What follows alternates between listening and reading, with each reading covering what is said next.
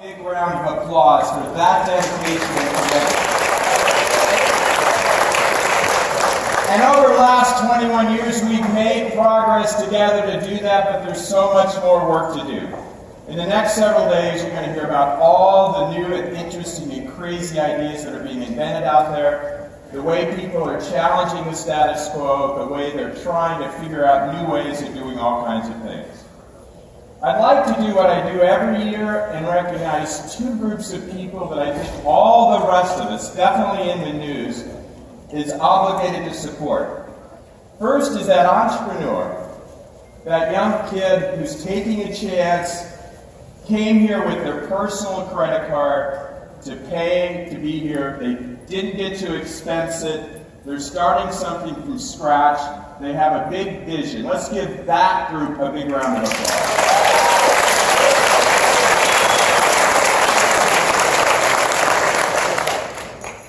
And there's another group that I've always said is akin to that entrepreneur.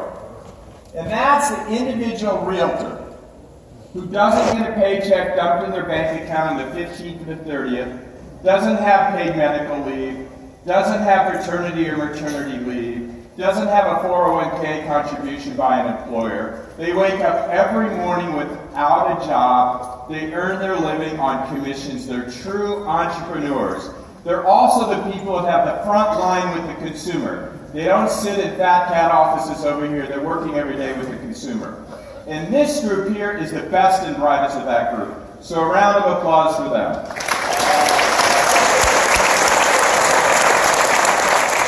And that's who we're here to support. Because if they do their job better, the entrepreneur is successful, they'll invent new and creative things that make the experience better for the consumer. If we help the agent be more successful, more ethical, more responsible, more accountable, smarter, the consumer will have a better experience. Now, I have a couple people I want to recognize. I have my wonderful wife, Brad Inman, over here. And I have my good-looking, savvy, smart son, Calvin, with here. So. Cal's very humble, he hates recognition, so sorry, Cal. Now, what's the scoop with the bike? So let's get started. So Yaz and I, some of you know, love the bicycle. We bike everywhere. We bike to the grocery store, we bike to the dry cleaners, we bike down Fifth Avenue at rush hour like extreme sport crazy people. We bike in Los Angeles when there's no bike paths, so we take the sidewalks. Everywhere we go, we bike. By the way, the most dangerous city in the country to bike is Las Vegas, because Yaz and I bike early in the morning, and there's a lot of drunk people coming out of the casinos at 6 in the morning. So don't bike there. Everywhere else we bike. And we're kind of self-righteous bikers, kind of like brokers who go, this is the only way. Nothing new. We know what we're doing. That new disruptor is an idiot. We feel like you should not have a motor on your bike. And we saw the electric bikes come to New York by the messenger services, and they really made it mean streets in New York City when you're biking. They're more dangerous than the cabs. So we're all self-righteous, no innovation, old school bike, pedal along. Well, we went to Hawaii once on vacation. Recently. We're biking around and we came to this hill. And it was kind of a big hill, small mountain. And for a couple of days, you know how when you're on vacation you see some people that are kind of, they're in the same hotel or nearby, you kind of get to know them. Well, this couple, they're pretty buff, and they had electric bikes. And yeah, so I'm like, poo-poo to you. And so we get to this hill, this big hill, this small mountain. And this couple were right side by side with us. We got to the hill. Gals with their long legs may have gotten up the mountain, but this guy wasn't going to get up that mountain. And the electric bike, they hit the throttle and went straight to the top of the mountain. So Yaz and I are at the bottom of the mountain. Because we weren't into innovation. They got to the top of the mountain, they saw beautiful valleys, they saw shit we didn't see. Because we were at the bottom of the mountain, because we didn't want to innovate. So sometimes in life, my message to you, and that's why Inman exists, is to give you a boost. Sometimes you need to turn on the throttle and turn on the electric engine. You can't do it alone. And that's a big part of what we're about at Inman Connect. Out there are a whole bunch of people that can give you a boost. Next to you is someone that will give you a boost. The biggest boost we can get is not from an electric motor, it's from another human being. It took me a long time to learn that I didn't have all the answers, and that I needed to reach out and not try to do it alone. Second story, kind of in the same vein. Connect is truly about connecting. It's not about connecting to Facebook. It's about connecting with one another. It's always about tried and tested practice of the old school with the new innovators. My vision was if they came together, we'd have a better real estate experience. And true today, and so much more work to do. But it's about collaboration. And it's funny, where we can learn the most about collaboration is from nature. Humpback whale, beast of the sea. They control the sea. Who can take on, what other fish can take on the humpback whale? Nobody. It would seemingly be able to exist in the sea by itself. But I don't know if you know, the way the humpback whale survives is they collaborate. A group of humpback whales come together, they surround a school of fish, they scare the shit out of the fish, and they stop in their tracks, but they all start blowing bubbles at the same time. And they create this net of bubbles, and they capture the fish, and they feed for 22 straight hours. Without that collaboration, the beast of the sea would not survive. Similarly, let's look at the top producing real estate agent. 20 years ago, they may have been the beast of the sea, and they may have been able to do it alone. All they needed was the MLS book, all they need is a telephone, maybe a broker, and their own kind of ingenuity and hard work. Today, a really successful independent agent only survives with collaborating, often with other agents and teams, by having software partners, portal partners, data analytics. They are not going to continue to be the beast of the sea if they operate alone. And this is true. If you're an entrepreneur, you need a team of people to build the code.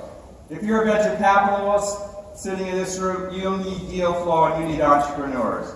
If you're a software company, you need brokers or agents. None of this works, even though it's a very democratic industry full of independent people, but it only works successfully if you partner to gobble up those fish together. Third trend I want to talk about. Sometimes in life, things converge. I've often told teams of mine I've worked with, when suddenly our business is on fire, that all the stars are magically aligned.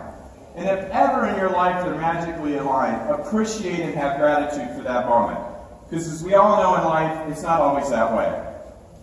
And the other thing that happens is trends, unrelated, come together in mysterious ways and make things happen and create opportunity. My son Cal recently sent me an article about the history of the the skateboard. It's really fascinating. In the late 60s, early 70s, there was a guy named Frank Nessworth. Whatever. And he was at Virginia Tech. And there we go. He left after a year and came to California. But he visited with his family a plastics manufacturer. And he saw the creation of a polyurethane wheel for roller skates. Now, at the same time, there were a group of surfers in Venice, young kids. And they were surfing the waves in the morning, and they'd get bored in the afternoon because the waves would come down and you couldn't surf. And they were dinking around with skateboards. At the time, skateboards were in toy shops. They were small clay wheels or metal wheels. They didn't operate like they do today. So they discovered these polyurethane wheels that were being attached to roller skates. They took them off the roller skates, they slapped them on big boards, and that was the beginning of the skating movement. And if you think about the skating movement, what it did to art and music, it was a symbol of rebellion. It was a whole generational phenomenon. But that wasn't enough. There was one other thing, totally random, totally unrelated. In 1975, California had one of its worst droughts of history. And what happened to the swimming pools? They were empty. And what did they become? They became the forum for the boarders. They jumped the fences and began skating in the swimming pools. So it was those convergence of events, unrelated, the tinkering of a bunch of young kids, an inventor in Virginia, a drought in California, and a lot of creativity that started a whole movement. I would argue, I'm not exactly sure, but I think some trends are coming together in our industry. Two different pieces of one big puzzle. We have a listing shortage. We have millennials that have been on the fence for economic reasons and because of their hangover from the Great Recession. We have Wall Street suddenly entering the real estate industry in a big way to try to hedge against all their investments in stocks and bonds and wanting to buy up homes. We have retirees that are stuck because of a lack of income in their existing homes. They're house rich, cash poor. They're either refinanced to the hill that aren't wanting to move out of their homes. And then you have these kids in the Silicon Valley. They're like the surfers in Venice Beach. And they're tinkering. And they're looking at real estate and they say, this is a gnarly, screwed up process. And they're right now really focused on the sell side. And they're saying, wow, it's uncertain. It takes too long. Why can't we speed it up? Why can't we make it faster? Why can't we make it more transparent? Why can't we make it easier? It's my bet that these kids, and probably one or two other events, and we're already seeing it, instant offers, open door, OfferPad, a whole bunch of new companies. Interesting, Wall Street trend to buy houses is funding these kids coming together. They're right down the street here. They're right down in the Silicon Valley. They're inventing stuff right now. The other piece is this, something that I've become a revived interest in, and that is affordable housing. And guess what? There's a gang of tinkers, young kids, that are working on solutions to produce massive amounts of high-quality housing using technology, with enthusiasm and interest from people like Google and Facebook and venture capitalists. My bet is in a year from now, we will come together and we'll see a revolution of new things happening because of all that tinkering and because of those trends. One thing I want to say about this week, though, this conference is enthused with something we don't see around the world these days. Enthusiasm, optimism, and opportunity. The one thing I always hear when I leave here on Friday is people leave excited. And I have decided in my life to inject my life with more enthusiasm, more optimism, to go against the trend of vitriol, negativity, hating one another, arguing with one another, not to put down protests, keep the protests going, but let's try to infuse the world with a little more optimism. That's my dedication. And you know why it happens here? Because this is about changing the world, inventing new things, not standing still, making a difference. And what makes us feel more optimistic than that? I want to leave you with one last story. Yaz and I have a ritual in the morning. We drink coffee and we chat it up in the morning.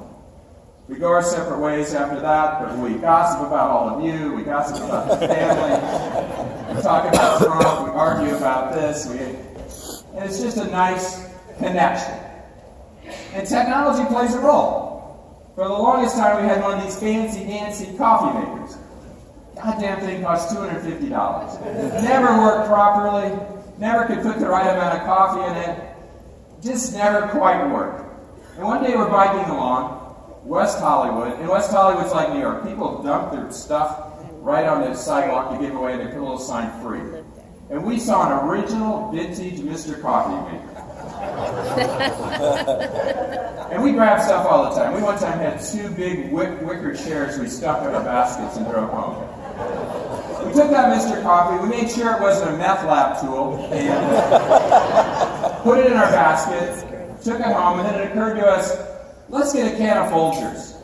Old school. None of this fancy El Salvadoran free trade coffee we grind. Oh, headache, organic. Let's get a can of Folgers. So we got a can of Folgers. And then we said, forget the almond milk, the soy milk, let's go get some old-fashioned half and half. So we had our half and half, we had our Folgers, we had our Mr. Coffee, we were all teed up for the next morning, and we poured that coffee, and we had a great conversation. There's a lot of stuff going on out here, gang. Some of it's too complex, some of it's gold-plated. Keep it simple. You've got to have technology. By the way, Mr. Coffee was a technological breakthrough, but they didn't overdo it.